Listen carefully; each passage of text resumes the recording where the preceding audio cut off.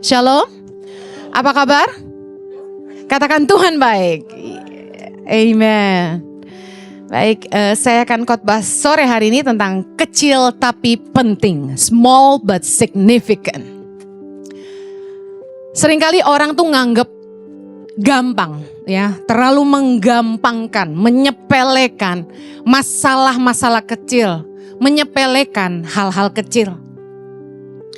Padahal hal-hal kecil yang kita kerjakan dengan setia, dengan konsisten, dengan yang terbaik, yang akan membangun apa yang besar di masa depan. Amen. Saya melihat bagaimana perjalanan saya bersama suami merintis Yayasan Tangan Pengharapan dari nol. Tahun 2006 akhir. Dapat visi dari Tuhan, lalu mulai setia mengerjakan yang dari kecil. Dari 5 anak putus sekolah yang saya ajar bahasa Inggris cuma-cuma. Dan hari ini lebih dari 10.000 anak Indonesia. Dan ada 8 sekolah berasrama yang akan melahirkan 1.000 pemimpin bagi bangsa. Amen. Tahukah Anda bahwa hal-hal kecil yang kita kerjakan dengan setia, konsisten, taruh hati di situ, kerjakan dengan yang terbaik, Tuhan akan membangun itu menjadi sesuatu yang besar bagi kita di masa yang akan datang. Katakan amin. Nama besar itu dibangun dari karya-karya kecil yang kita kerjakan dengan sungguh-sungguh. Katakan amin. Kepercayaan yang besar itu diawali dengan tanggung jawab kita mengerjakan hal-hal yang kecil. Berapa banyak karya besar rusak bukan karena hal-hal yang besar. Tapi karya besar rusak karena orang gagal menjaga perkara-perkara kecil. Karya besar, nama besar rusak karena orang menyepelekan hal-hal kecil. Saya kasih contoh. Ada hotel bintang 4 yang dibangun oleh anak Tuhan di satu kota, saya tidak sebut ya. Awalnya itu bangunannya megah sekali dan mengagumkan gitu loh. Tapi ketika saya tinggal di situ, apa yang terjadi? Saya nggak pernah mau balik situ lagi. Why? Bangunan yang megah, yang mewah, rusak bukan karena urusan-urusan besar, bukan. Cuma masalah-masalah kecil yang disepelekan. Contohnya kebersihan kamar mandi. Orang kalau menggampangkan kerja tuh nggak sungguh-sungguh. Katakan amin. Orang tuh kalau ngentengin kerjaan nggak akan kerja dengan sungguh-sungguh. Anda mau jadi orang yang excellent? Jangan pernah ngegampangin kerjaan Anda. Do your best every time. Orang yang bersihin kamar mandinya itu mikir celah-celah itu ada kuning sedikit, ada hitam sedikit, biarin aja. And guess what? Masalah kecil, masalah sepele yang Anda biarkan terjadi akan numpuk. Dan lama-lama hotel bintang 5, Anda tahulah banyak hotel bintang 4, hotel bintang 5 yang dulunya luar biasa, hari ini jadi biasa. Why? Bukan masalah besar, masalah gak jaga kebersihan kamar mandi aja. Apalagi uang kembalian kecil yang tidak dikembalikan merusak kepercayaan. Sebenarnya bagi kita duit kecil itu gak terlalu penting, betul? Buat kita, kalau orang kembaliin pun kita bilang gini, udahlah buat kamu aja. Sebenarnya buat kita itu tidak menyakitkan, ya kan? Tapi sayangnya orang yang kita serahin uang, dia gak lapor sama kita duitnya dipakai apa, dan dia juga gak ngembaliin. Kalau Anda pengen dipercaya orang kepercayaan yang besar, Anda pengen dipercaya duit yang besar, harus bisa dipercaya dengan uang kecil. Biarpun cuma kembalian sisa sen, uang koin, balikin semuanya. Jangan pernah gak jujur dalam perkara kecil. Karena urusan kecil Anda gak bisa dipercaya, orang gak akan pernah kasih Anda uang besar. Yang setuju katakan amin. Ada orang yang saya serahin uang, gak pernah bikin laporan. Ini pribadi ya. Dia gak pernah catat. Saya bilang gak usah rumit. Foto aja notanya. Jadi saya tahu duit itu kemana. Jangan tiap kali dikasih uang gak ada laporannya. Kalau saya tanya udah habis? Udah habis. Kok udah habis terus? Catatannya mana? Gak ada catatan. Ya udah kalau malas nyatat foto notanya. Gak pernah dilakukan. Akhirnya saya gak pernah kasih uang lagi ke dia. Seringkali orang itu gak ngerti kita itu diuji dari hal-hal kecil. Coba orang itu saya percayakan uang kecil dia bisa dipercaya, dia akan jadi orang kepercayaan saya. Setuju? Saya akan berani serahin uang lebih besar sama dia. Nah, masalah kecil apa lagi yang suka kita sepelehin? Masalah rumah tangga yang kecil-kecil. Masalah komunikasi yang rusak. Laki-laki itu kalau bikin salah, biasanya dia kalau udah ya udah gitu loh. Karena laki-laki punya prinsip, masalah besar dikecilin. Masalah kecil ditiadain. Tapi buat perempuan, masalah kecil bisa jadi besar. Nah, inilah titik masalah sebenarnya. Bagi laki-laki masalahnya kecil kok. Tapi bagi perempuan, dia mendem, benih itu gak besar, benih itu kecil. Dari jutaan sperma yang masuk ke tubuh seorang istri, cuma 1 sperma yang masuk. Perempuan itu punya sifat menyimpan. Dia simpan. 1 kali Anda bentak, dia diam. Dia simpan. 2 kali suaminya bentak lagi, dia simpan. 3 kali Anda bentak lagi, dia simpan. I'm telling you, Anda lagi nabung. Weh, istri-istri bilang sama suaminya, kamu lagi nabung. Nabung apa? Nabung kehancuran. Pembiaran kepada masalah-masalah kecil dalam hubungan adalah awal kehancuran sebuah rumah tangga. Orang kaget aja deh. Tadinya baik-baik loh, gak apa-apa loh. Kerja baik-baik, istrinya juga cantik. Terus tiba-tiba, boom. Suaminya udah digondol wewe gombel. Dan gak tanggung-tanggung. Ninggalin istrinya untuk perempuan yang gak lebih baik dari dia gitu. Nyakit hati gak? Ibu-ibu yang berasa cantik, merasa dari keluarga terhormat, kalau suamimu ninggalin kamu buat perempuan yang gak lebih baik dari kamu, sakit hati gak? Ya iya dong. What's going on? Ada apa dengan saya gitu kan? Saya kasih tahu, nikah itu bukan cuma sama kulit luarnya, tapi sama dalamnya. Orang gak ngerti kenapa perselingkuhan terjadi. Kelihatannya baik-baik aja. Gini loh ceritanya. Kisah awal mulanya. Seorang laki-laki menikahi gadis dari keluarga kaya. Lalu mereka menikah. Laki-laki ini tidak mau direndahkan, jadi dia kerja keras. Dia kerja keras dan tidak mau kerja sama keluarga istrinya. Supaya dia tidak direndahkan. Lalu apa yang terjadi? Istrinya tidak menghormati dia. Karena mungkin penghasilannya gak seberapa dibandingkan uang jajan dari papanya. Jadi sang istri gak mau melayani suami. Gak pernah mau siapin sarapan. Kalau ngomong kasar, suka bentak suaminya. Bantuin aku dong. Ambilin dong. Gak pernah nanya, kamu udah makan sayang? Kalau suaminya bilang, aku lapar. Ya makan aja. Gitu ngomongnya. Sehari berlalu. Setahun berlalu. 10 tahun lewat. Tahu-tahu suaminya kok dingin. Saya kasih tahu. Masalah kecil yang kita biarkan terjadi dalam hubungan. Itu seperti tabungan-tabungan untuk sebuah kehancuran. Seringkali orang menyepelekan masalah kecil. Istrinya sakit hati gak diberesin. Saya kalau ribut sama Pak Jojo, dia bisa tidur, saya enggak. Saya tahu itu terjadi dalam banyak rumah tangga. Kitanya nangis, dianya udah ke langit ke-7 bersamamu. Kitanya, kok dia gak ngerasa salah sih? Kok dia gak minta maaf sih? Tunggu tanggal mainnya. Orang tuh biasanya baru sadar waktu krisis datang. Tadinya kecil-kecil tuh kesalahannya tuh.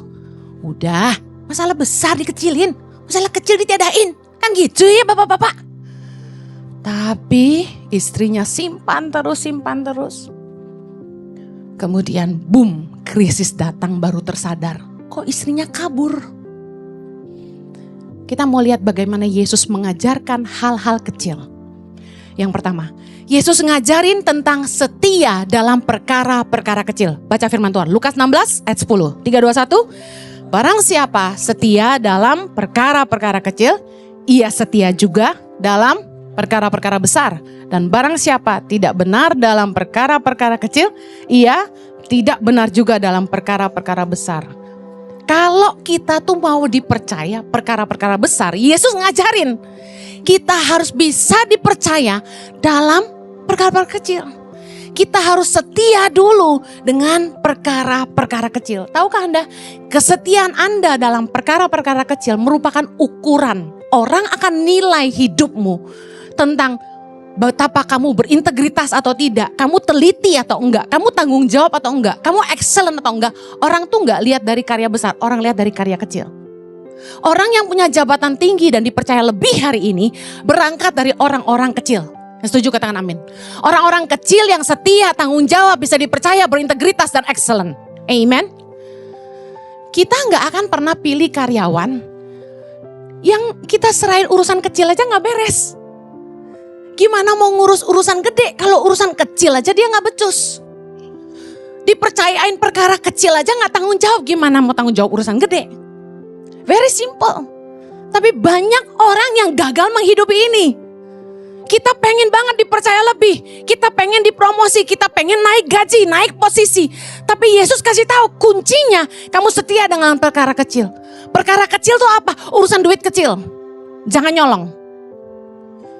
Urusan tanggung jawab sampai kepada perkara terkecil. Saya mau kasih contoh. Kalau orang itu kita titipin duit kecil. Duit kecil aja loh. Dia catat.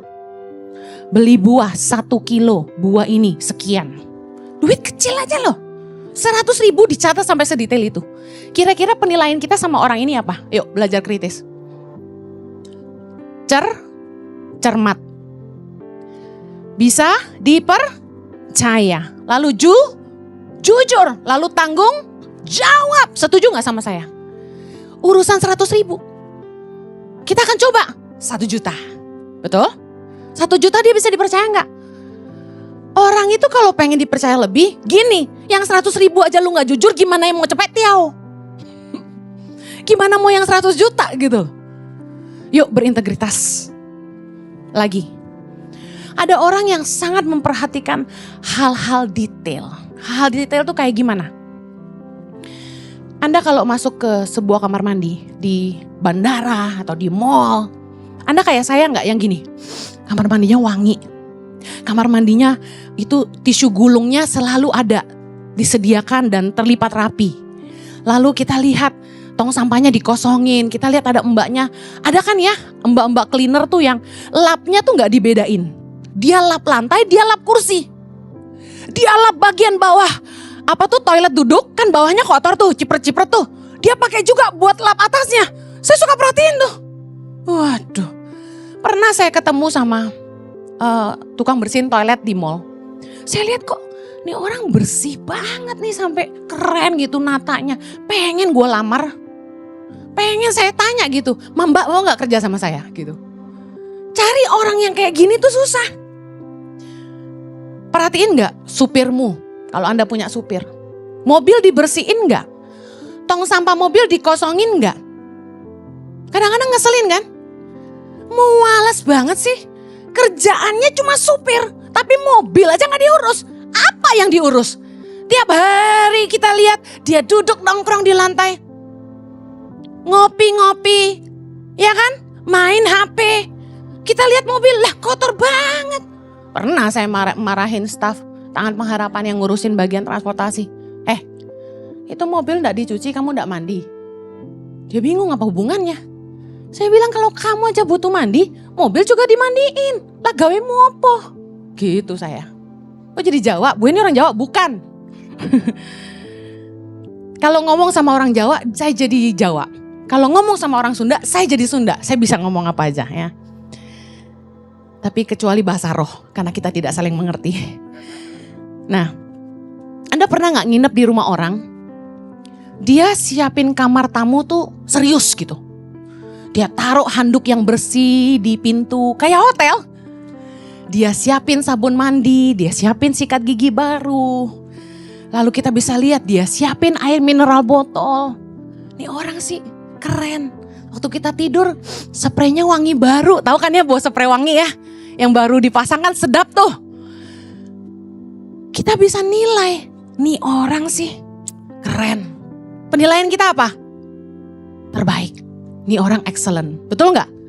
Nih orang sedetail itu. Seteliti itu semua diperhatikan apa yang tamunya butuhkan. Kita bisa lihat orang itu dari hal-hal kecil. Waktu dia datang ke lamaran kerja. Dia serius gak? Datang on time gak? Sepatunya disemir gak? Bajunya rapi gak? Kalau orang ngelamar kerja niat dikit gitu kan? Jangan udah datang terlambat, pakai baju asal-asalan, mau kerja apa enggak? Ada satu kali saya dikasih referensi, Bu Heni, ini bagus nih. Orang ahli sosial media, sangat expert. Ini kontaknya. Saya suruh staf bagian HRD kontak karena kita butuh. Begitu dihubungi, gak direspon. Ketika dikontak, kita mau interview, boleh kasih waktu? Ya nanti dihubungi. Gak dihubung-hubungi. Saya kadang-kadang mikir anak muda nih ngerti gak sih? Kalau kamu butuh kerja dan kamu mau dihargai orang, kamu gak boleh nyepelein orang. Kita harus belajar menghargai waktu orang. Ada orang ngajak saya sama suami saya ketemu. Saya tuh udah capek banget, hari itu meeting udah 3. Sampai rumah tuh maunya mandi, hapus make up, pakai daster. Tapi karena harus ketemu jam 20.30 malam di kafe A, saya ganti baju, pergi cepat-cepat. Sampai di kafe itu, duduk, kagak ada orangnya. Jo, gak salah? Enggak, udah janji kok. Oh, oke.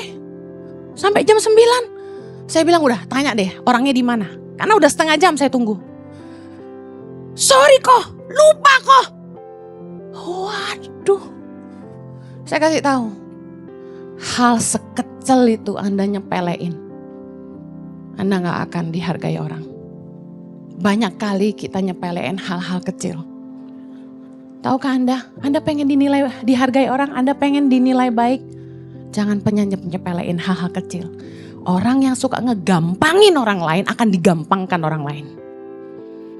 Mari belajar beresin masalah-masalah kecil. Kidung Agung 2 ayat 15. Baca sama-sama. Tangkaplah bagi kami rubah-rubah itu. Rubah-rubah yang kecil yang merusak kebun-kebun anggur. Kebun anggur kami yang sedang berbunga. Dengar baik. Apa artinya? Masalah kecil yang tidak diselesaikan suatu hari akan menjadi masalah yang besar. Yang setuju katakan amin. Ada pepatah bilang ini, what you tolerate today will dominate you tomorrow. Kalau hari ini Anda nggak menyelesaikan masalah-masalah kecil, di masa yang akan datang Anda akan sibuk menyelesaikan masalah-masalah besar. Coba Anda mulai nggak jujur dengan keuangan, dengan laporan pajak, Anda nggak jujur dalam mengelola perusahaanmu. Oh, Anda pikir masalah kecil, semua bisa diselesaikan. Tunggu sampai pejabat pajak itu ganti, you're in trouble. Berapa banyak perusahaan-perusahaan hari ini yang diklaim pajak sampai miliar-miliaran. Beberapa datang ke kami nangis minta didoain. Kami diklaim suruh bayar 30 miliar Bu Heni. Kami diklaim suruh bayar 50 miliar. Saya sampai pusing. Kok gede banget sih pajaknya? Berarti duitnya banyak banget nih orang. Saya kasih tahu. Kalau Anda tidak menyelesaikan masalah-masalah kecil dengan sungguh-sungguh hari ini, Anda akan sibuk menyelesaikan masalah-masalah besar di esok hari. Coba pikirkan, apa hal-hal dalam hidupmu hari ini yang Anda sepelein? Masalah-masalah kecil. Yakobus 3 ayat 5. Demikian juga lidah. Walaupun suatu anggota kecil dari tubuh, namun dapat memegahkan perkara-perkara yang besar. Lihatlah betapapun kecilnya api, ia dapat membakar hutan yang besar. Seperti api yang kecil sanggup membakar hutan yang besar, saya kasih tahu, lidah yang kecil dapat membuat masalah jadi besar. Yang setuju katakan amin. Apa yang harus kita lakukan sekarang? Kalau ada salah paham, selesaikan. Jangan biarkan masalah kecil jadi batu sandungan di masa depan. Kalau ada orang yang salah persepsi, salah berpikir tentang Anda harus menjelaskan. Kenapa? Karena nama baik itu penting. Kenapa tiap kali saya dengar orang fitnah saya klarifikasi di mimbar? Karena saya gak akan biarkan orang diracuni dengan asumsi. Kalau orang gak ngerti kebenaran, mereka akan berasumsi tentang kita. Dan itu merusak nama baik kita. Kalau ada masalah di dalam rumah tangga, salah paham, selesaikan, jangan tidur. Beresin. Kalau ada salah paham di pelayanan, di kerjaan, selesaikan. Saya paling gak suka waktu orang diajak selesain, ngomongnya pelintat-pelintut. Masalah jadi gak selesai, tapi malah jadi tambah ribet gitu. Harusnya kita tuh gak usah memperbesar masalah, tapi kita selesaikan masalah. Jangan biarkan komunikasi yang rusak di rumah tangga dibiarkan. Karena tadi saya sudah bilang, komunikasi yang rusak di rumah tangga itu awal kehancuran. Kenapa istri malas ngomong sama suami? Kenapa suami malas ngomong sama istri? Itu harus diberesin. Saya diberkati dengan khotbah Pastor Christopher Tapiheru beberapa waktu yang lalu. Dia bahas tentang kasih persaudaraan. Keren banget dia ngomong gini, suami istri itu harus jadi sahabat bagi satu sama lain. Gak peduli berapa panjang, berapa lama kamu nikah atau kamu pacaran. Tapi kalau kamu gak jadi sahabat buat pasanganmu, kamu gak akan saling ngerti. Dan akhirnya rumah tangga itu dingin. Saya langsung nyenggol suami saya. Pantesan kita nikah berantem terus, pacaran boleh 9 tahun tapi lu gak jadi sahabat buat gue. Tuh selalu menuduh orang lain ya. Intinya gini, waktu orang pacaran, waktu Anda dating, saya kasih tahu itu saatnya Anda bangun komunikasi dengan baik. Belajar ngerti satu sama lain. Sayangnya anak muda, bukannya mereka belajar terbuka di masa dating, mereka malah sibuk buka-bukaan. Paham ya? Harusnya masa dating itu dipakai buat saling terbuka. Kasih lihat jeleknya kamu tuh kayak gimana. Sorry nih, aku paling gak suka gini gitu kan. Ngomong terus terang. Dia bisa terima gak gitu? Kalau dia gak bisa terima ya antara dia bisa belajar menerima atau tidak bisa menerima, kan selesai. Tapi bukannya saling terbuka, malah sibuk buka-bukaan. Tiap kali pacaran dipakai buat petting-pettingan. Padahal dating is not petting. Ngerti petting? Jangan pura-pura blow on. Petting-petting. Biasanya anak muda eksplorasi tubuh, bukannya eksplorasi hati. Yang kedua, Yesus mengajarkan tentang ini. Perumpamaan menggunakan biji sesawi. Markus 4 ayat 31. Hal kerajaan itu sumpama biji sesawi yang ditaburkan di tanah. Memang biji itu yang paling kecil, katakan paling kecil, daripada segala jenis benih yang ada di bumi.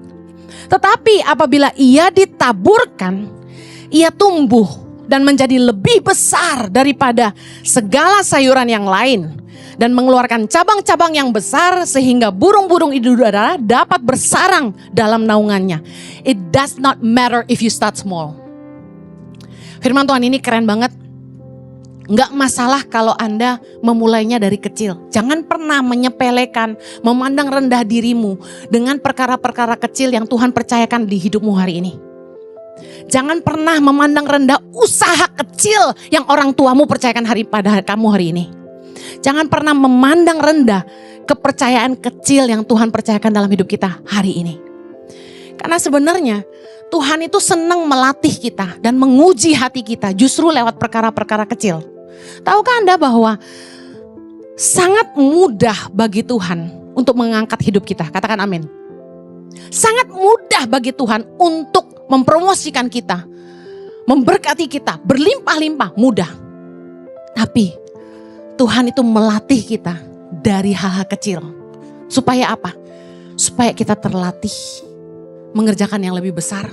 Kemudian hati kita diuji. Siapkah kita ketika kita diberkati?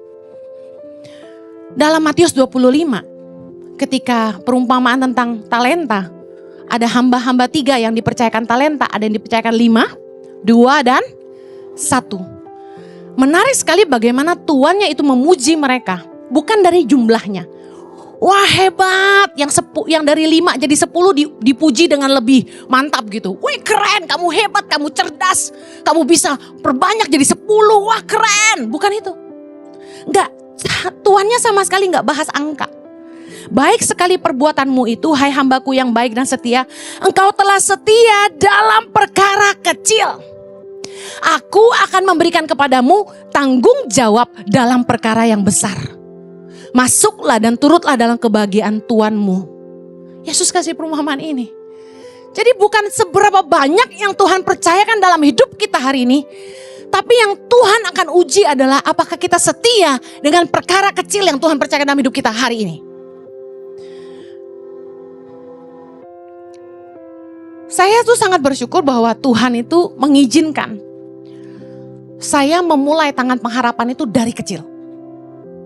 Tuhan mengizinkan, bukan dari kelimpahan saya membangun pelayanan saya, tapi dari mujizat dan mengandalkan Tuhan, dari iman. Saya ingat satu hari, waktu saya sudah tinggal di Bandung, saya pernah khotbah sebelumnya, Januari 2006, ketika Tuhan panggil saya waktu kami sedang liburan di Indonesia, untuk saya menyelamatkan generasi. Lalu kemudian kami menetapkan hati tinggal di Indonesia. Lalu Juni 2006 kami pindah ke Bandung. Suami saya dapat kerjaan di sana. Nah, saat suami saya sedang kerja di Bandung, membantu sebuah gereja, tapi yang gaji pengusaha, saya fokus ngurus anak di rumah. Chloe dan Zoe waktu itu masih kecil. Juni itu mereka baru berusia sekitar 8-9 bulan. Nah, jujur pendapatan dari pengusaha itu gak terlalu besar. Anda tahulah punya anak di Indonesia, punya baby kembar 2, biayanya mahal gak? Mahal sekali, belum bensin, belum makan, belum gaji pembantu. Karena saya harus ngurus anak 2, saya gak bisa ngurus rumah. Mama saya kasih kami neni 2, neni-nenian, maksudnya dari pembantu rumah tangga dijadikan pengasuh. Jadi saya gak pakai pembantu lagi, mereka yang bantu saya ngurus anak sama ngurus rumah. Nah, himpitan-himpitan hidup cukup dahsyat.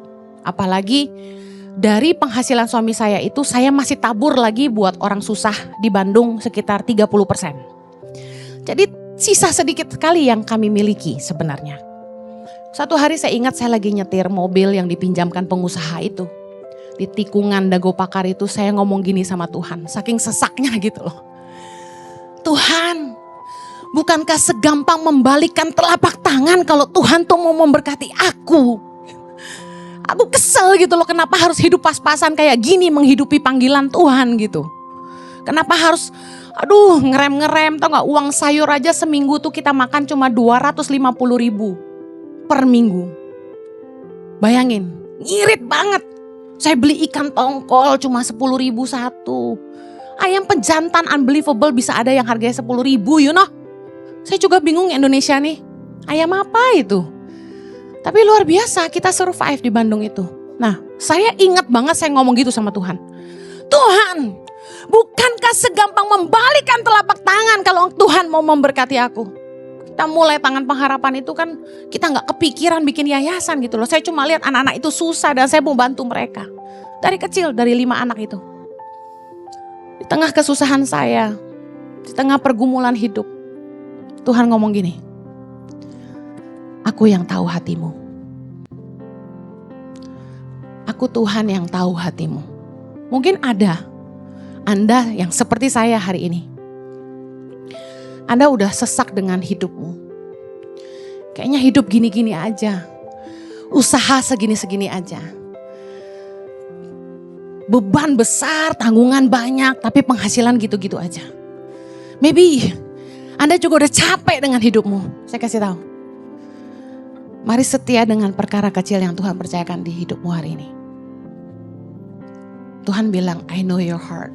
Jadi intinya Tuhan mau ngasih tahu saya bahwa saya tahu kamu belum siap gitu. Believe me, saya gak pernah tahu bahwa tangan pengharapan akan sebesar hari ini. Anda ngerti maksud saya? Dan ternyata kenapa saya harus memulai dengan begitu sulit. Dengan keadaan udah susah masih bantu orang. Kadang-kadang kan gak masuk akal ya. Tapi Tuhan ternyata mau lihat hati saya gitu loh. dengan berkat kecil yang Tuhan titipkan dalam hidup saya masih punya lebih gak buat orang lain? Saya bisa berkata cukup gak buat diri saya sendiri? Saya bisa dipercaya Tuhan gak? Gak lama setelah Tuhan ngomong gitu, pengusaha yang support kami di Bandung ini titip uang 10 juta ke saya setiap bulan untuk membantu orang miskin. Apakah menurut Anda itu kebetulan? No. Kapasitas hati saya mulai diperbesar Tuhan. Dari uang sendiri 30% penghasilan suami plus 10 juta titipan orang. What did I do? Karena saya orang Jakarta, saya gak tahu Bandung. Saya pergi ke Jogja Supermarket. Kalau Anda tahu Bandung, saya belanjakan 10 juta itu sampai rupiah terkecil.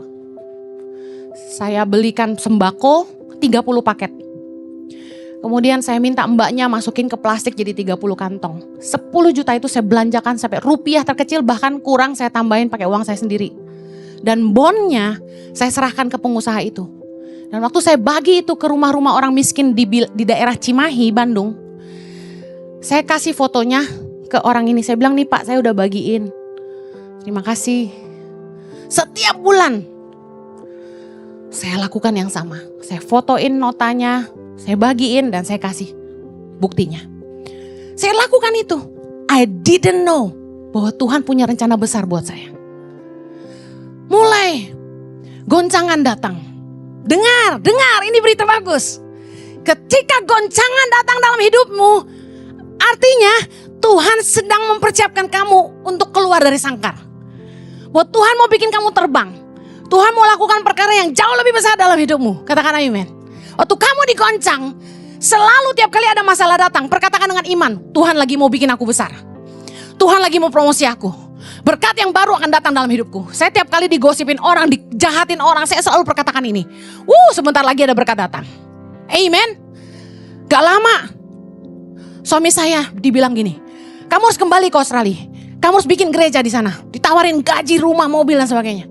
Tiba-tiba roh Tuhan berkata, takut akan manusia mendatangkan jerat. Saya gak boleh takut sama orang kaya. Intinya Tuhan bilang gitu. Akhirnya kami berdua sepakat menolak tawaran pengusaha ini. Dan kami memilih pindah kembali ke Jakarta. Akhirnya di Jakarta, singkat cerita, saya mulai berdoa. Apa yang saya harus lakukan di sana, di sini. Tiba-tiba saya dapat telepon dari Joyce Meyer Ministry. Untuk ngajak kami meeting di Surabaya. Kok bisa dapat kontak kita? Karena teman kami yang handle KKR beliau di Surabaya tahun 2008. Jadi dia kontak suami saya, yuk meeting di Surabaya. Agustus 2008 saya ingat. Kami kembali dari Bandung itu Juli 2007. Sorry, berarti 2007 ya sayang. Agustus 2007 kita ketemu di Surabaya. Guess what? Mereka nawarin saya, do you wanna be the country director of Joyce Meyer Ministries? Saya bingung, Joyce Meyer Ministry. Joyce Meyer itu namanya besar sekali, internasional. Kerja apa saya tanya? Dia bilang gini, feeding the children. Saya langsung bilang gini, yes I want it. When can you fly to India? Saya langsung kasih tanggal, 17 September 2007. Dia bilang okay, we'll send you ticket, we'll pick you up. Berangkat ke Hyderabad, India. Saya ketemu anak-anak India yang miskin-miskin, kecil-kecil. Mereka hidup lebih miskin dari Indonesia. Di situ saya nangis peluk mereka. Saya lihat ibu-ibu yang dilatih. Mereka bukan agama Kristen. Saya nangis. Aku ingat Indonesia. Ini mimpiku buat Indonesia. Orang-orang dikasih keterampilan untuk bisa keluar dari kemiskinan. This is what I wanna do. Saya on fire banget. Pulang dari Hyderabad, saya mulai kejalanan-kejalanan. Kerjasama dengan Pelmas. Salah satu denominasi, saya gak sebut. Yang kemudian saya dapati tidak jujur. Akhirnya kita sempat bantu 1028 anak di jalanan Jakarta. Ada 8 titik kita bangun feeding and learning center. Saya makin excited, bayangin dari 5 anak, 8, 10, 12, 15 anak di Bandung. Tuhan ganti dengan 1028 anak di Jakarta. Belum selesai, masalah datang lagi. Yang saya percaya di Jakarta tidak bisa dipercaya. Saya laporkan ke Joyce Meyer Ministry, saya bilang sorry, just stop your money. We cannot handle it. Mereka sampai bingung sama saya, kok jujur banget nih orang. Kok nolak duit? Dia datang ke Indonesia dan bilang gini, if you have problem, deal with it. We just believe that you will handle it well. Akhirnya saya mulai digerakkan Tuhan Februari 2008 ketika Axel lahir pertama kali. Untuk pergi ke pedalaman-pedalaman. Saya mulai pergi dengan suami saya. Saya bilang, Jo, bawa aku ke Halmahera. Karena Jojo pernah bantu anak-anak Halmahera tahun 2000 waktu kerusuhan. Kami pergi ke Halmahera. Kami mulai bantu. Ada 450 anak yang kami bantu. Bertambah lagi 500-an. Kami mulai pergi ke NTT. Kami mulai pergi ke Papua. Kami mulai pergi ke Mentawai. Kami mulai keliling Indonesia. Dan tiba-tiba ada 1.500 anak. Kemudian ada 2.500 anak. Kemudian 3.000 anak. Kemudian 3.500. Kemudian 4.500. Kemudian 5.000. 6.000. 7.000. Dan sehari ini sudah 3 generasi di setiap desa kita bantu. Ada lebih dari 10.000 anak Indonesia. Saya kasih tahu, Tuhan luar biasa. Tuhan luar biasa. Katakan Tuhan luar biasa. Apapun yang Tuhan percayakan di tanganmu hari ini, sekecil apapun, jangan pernah nyepelein. Yesaya 60:22. Yang paling kecil akan menjadi kaum yang besar. Dan yang paling lemah akan menjadi bangsa yang kuat. Aku Tuhan akan melaksanakannya dengan segera pada waktunya. Saya percaya Tuhan tuh terlalu sanggup mengubah hidup kita yang sampah ini jadi mulia dan berharga bagi Dia. Jangan pernah pandang dirimu kecil. Karena kamu punya Tuhan yang besar. Katakan kanan kirimu, kamu punya Tuhan yang besar. Amen. Aku mau setia dalam perkara kecil. Karena aku punya Tuhan yang besar. Mari kita berdoa, haleluya. Tuhan terima kasih. Kami bersyukur kami punya Tuhan yang besar. Tuhan yang sanggup mengerjakan, jauh melampaui apa yang kami doakan maupun pikirkan. Tuhan, kami mau belajar jadi hamba yang setia dalam perkara kecil yang Tuhan percayakan di tangan kami hari ini. Ajar kami untuk setia. Kami percaya Tuhan, bahwa Tuhan sanggup mengubah apa yang kecil ini jadi besar. Karena kami punya Tuhan yang besar. Berkati umat-Mu, aku berdoa. Mereka yang lelah dengan penghidupan mereka. Mereka yang selalu kekurangan, bahkan pas-pasan. Mungkin ada yang berhutang. Mereka yang rumah tangganya saat ini sedang banyak goncangan. Hamba-Mu berdoa ada pertolongan Tuhan tersedia bagi hidup mereka. Ajar mereka Tuhan untuk setia dengan perkara-perkara kecil. Terima kasih Tuhan, the God of breakthrough. Yang akan melakukan yang mujizat, yang besar dalam hidup setiap kami. Di dalam nama Yesus, pakai kami yang kecil ini Tuhan, untuk memuliakan nama-Mu yang besar. Di dalam nama Yesus, yang diberkati Tuhan, sama-sama kita katakan, Amen. You have a blessed week. God bless you.